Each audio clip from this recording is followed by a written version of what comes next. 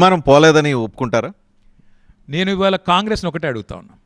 దమ్ముంటే, ఇప్పుడు నాకంటే ముందు ఇక్కడ మంత్రి గారు కూర్చొని మాట్లాడిపోయారు, కాంగ్రెస్కి దమ్ముంటే చావో ఉంటే మాకు నిజంగానే ఇప్పుడు నేను చెప్పేది తప్పని మీరు అనుకుంటే ఏది 1 సంవత్సరం తర్వాత కాంగ్రెస్ని అసహించుకుంటున్నారు, చీత్కరించుకుంటున్నారు ప్రజలను నేను అంటాను. 3-4 ఏళ్లలో వచ్చే ప్రజా వ్యతిరేకత సంవత్సర కాలంలో వచ్చిందని నేను అంటాను. కాదు అనే మాట ఎవరన్నా కాంగ్రెస్ నాయకుడు తెగింపుతో చెప్పే ధైర్యం ఉంటే అదే చెప్తున్నా, ధైర్యం ఉంటే 10 మంది ఎమ్మెల్యేలు ఏదైతే మా వాళ్ళని తీసుకొని పోయారు కదా, వాళ్ళని రాజీనామా చేసి ప్రజాక్షేత్రంలోకి పోదాం.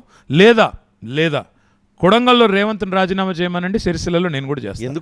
ఎక్కడో దగ్గర ఇవన్నీ వద్దు, రేపు లోకల్ బాడీ ఎలక్షన్స్ జరగబోతున్నాయి. ఇవన్నీ వద్దు ఎందుకు? నిజంగానే కాంగ్రెస్ వాళ్ళకి అభిమానం, నిజంగా లోకల్ బాడీ కొట్లాడతాం, తప్పకుండా కొట్లాడతాం. నిజంగానే కాంగ్రెస్ వాళ్ళకు ధైర్యం ఉంటే. డ్రాగన్ ఫ్రూట్ సాగు చేస్తూ 50 లక్షలు సంపాదిస్తున్నారు శ్రీనివాసరెడ్డి గారు. మీరు వారి నుండి నేర్చుకోవాలా? అయితే ఫ్రీడమ్ యాప్ని డౌన్లోడ్ చేసుకోండి. ఇప్పుడు రాహుల్ గాంధీయే కదా రాజ్యాంగాన్ని పట్టుకుని పోజులు కొడుతూ రాజ్యాంగ రక్షకుడిలాగా ఆర్టికల్ షెడ్యూల్ 10 మేము వచ్చేస్తే మార్చేస్తాం, ఆటోమేటిక్ డిస్క్వాలిఫికేషన్ అని చెప్పింది ఎవడు? రాహుల్ గాంధీ కదా. ఆ రాహుల్ గాంధీ చెప్పింది నేను అడుగుతున్నా. పార్టీ ఫిరాయింపులను ప్రోత్సహిస్తూ కనీసం ఎమ్మెల్యేలు మీ పార్టీ వాళ్ళని చెప్పుకోవాలనే దౌర్భాగ్యం ఎందుకు?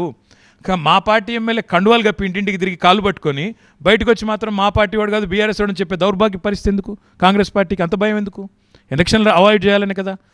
దమ్ముంటే ఎలక్షన్లు పెట్టండి. నిజంగా ప్రజలు చీత్కరించుకోకపోతే, నిజంగా ప్రజలు వీళ్ళని అసహించుకోకపోతే ఎలక్షన్లు పెట్టమనండి.